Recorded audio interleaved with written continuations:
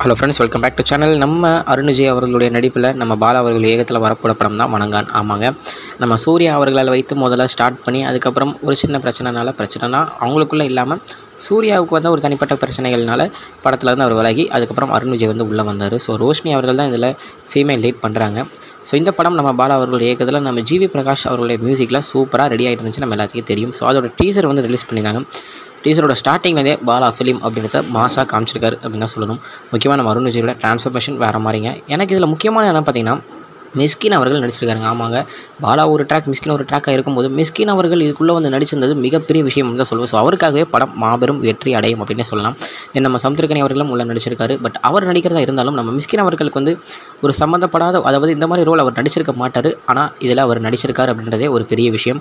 So படம் trailer teaser பார்த்தாலே தெரியுது ஒரு மாபெரும் வெற்றி அடைகிற ஒரு படமாக இருக்கும் அப்படின்னு. ஸோ அருண் விஜய்க்கு ஒரு வெற்றி படங்கள் லைனப்ஸில் ஸோ இதுவும் இருக்கும் அப்படின்னு நல்லாவே சொல்லலாம். ஸோ டீசரை பார்க்காதவங்க உடனே போய் பாருங்கள், எப்படி இருக்குது அப்படின்றத கமெண்ட்டில் சொல்லுங்கள். ஓகே ஃப்ரெண்ட்ஸ், இன்னொரு வீடியோவில் உங்களை வந்து பார்க்குறேன். அது வரைக்கும் உங்ககிட்ட இருந்து வருகிறது உங்கள் Jeswin. Bye friends, next video மறக்காமல் சேனலை சப்ஸ்கிரைப் பண்ணுங்கள். Bye bye.